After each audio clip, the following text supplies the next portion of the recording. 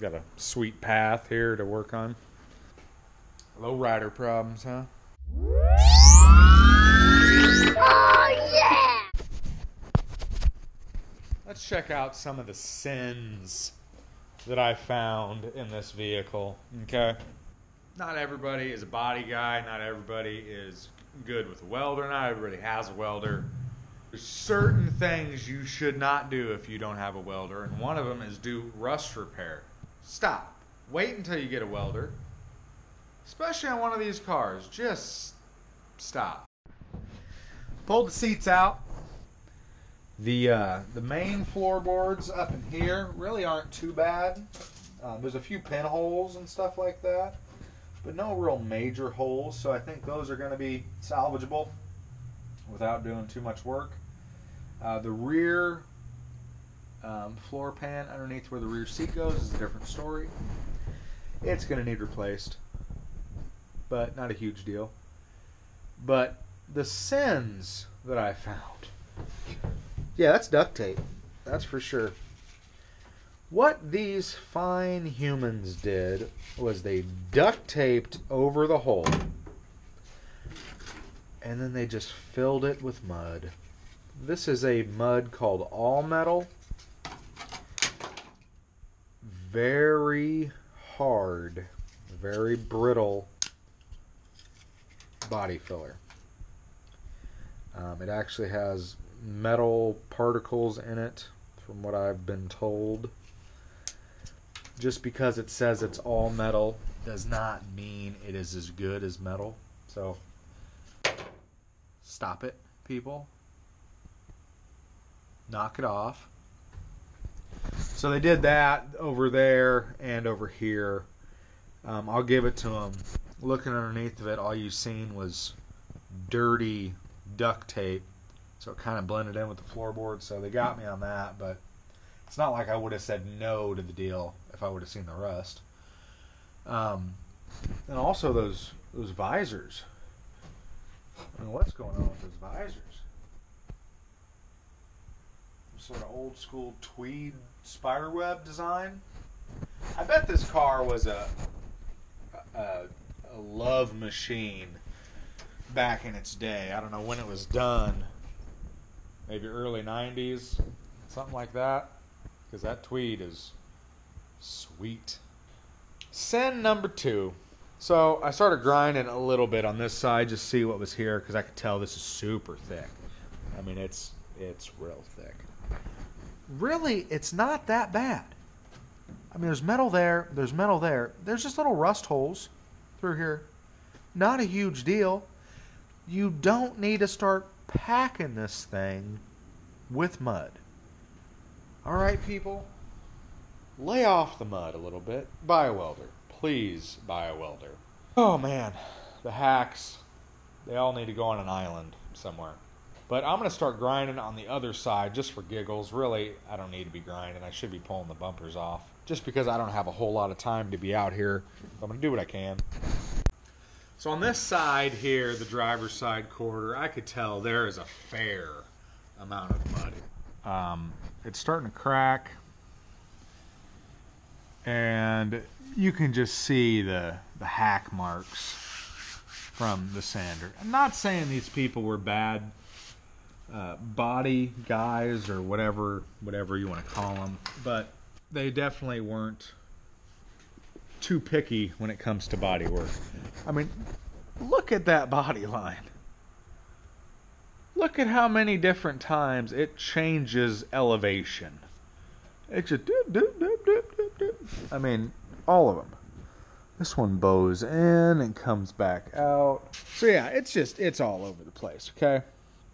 So, like I said, I could tell somebody tried to dig in here. I thought this was a dent, but it's somebody trying to dig out the mud. Scratched a little bit there. That is metal up there. Mud down here. You can tell it's muddy down in here too, and back in here. So, let's do a little grinding and see what we got.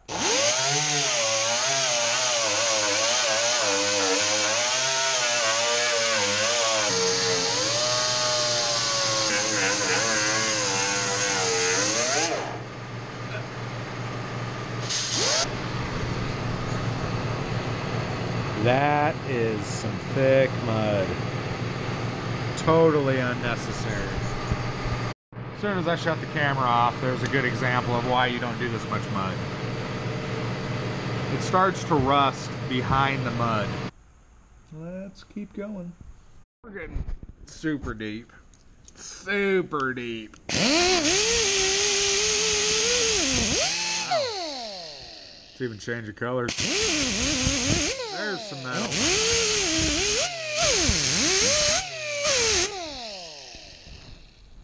I mean, come on, people. Stop it. Yes, this is an OSHA-approved respirator, if anyone's asking.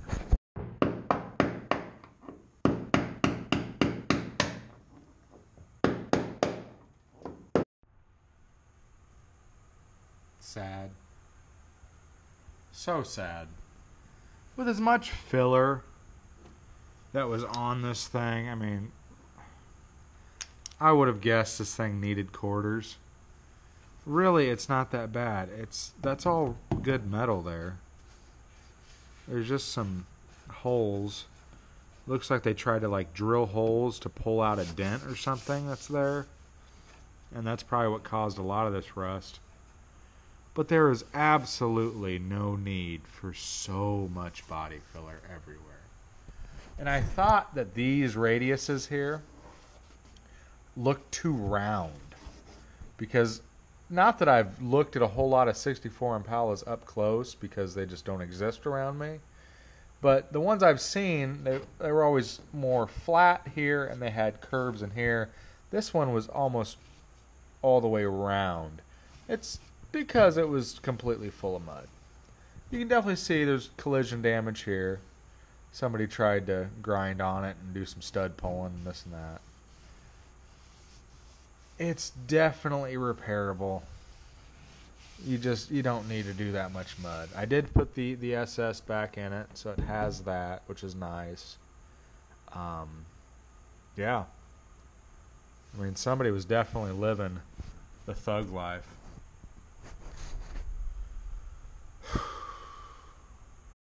Even down in here, I mean, it's not that bad. It's all metal. It's just mainly collision damage that they decided to just cover up with a solid ½ inch of mud. Some places 3/4. Some places up through here might even have been a full inch of mud. Bodywork's complete. That's what the ad said. Bodywork is complete. That's usually what they mean when they say that in an ad. I don't think over here is quite as bad. But it definitely has filler. You can see it's cracked out. This is not natural at all, this curve here. I think it's had a little rear end collision right in here. You can see it's kind of buckled in. So we'll see how bad that is. But on this side, the body line is a lot better. Everything looks more crisp. So I don't think this side's had as much work done as that side. That's it for tonight. Just a little messing around out in the garage. Don't have a whole lot of time, like I said. Really, I should be working on getting the body off of the frame. When I have a little bit more time, I'm going to start taking off the bumpers, front and back. That's my next goal. And then go through and take out all the body mount bolts. And I'll probably pull the front end off of the car. That way I don't have to mess around with that. And they're fairly easy to get off. I'll unbolt the fenders, hood, wheel wells, and have those all sitting aside somewhere. I don't know. Might have to hang them all from the ceiling. Have those sitting off to the side so that way I just have the body to deal with. Be a little lighter, a little easier to work with. And then pull the body up. Have a little space to work on the frame. With my situation and winter coming up and this needing to stay inside, I'm probably just going to build some sort of a frame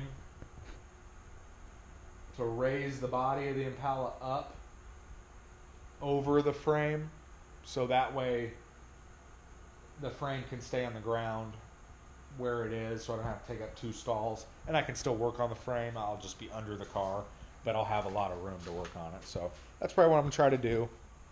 It'd work best for my situation. It's gonna be a long road, people.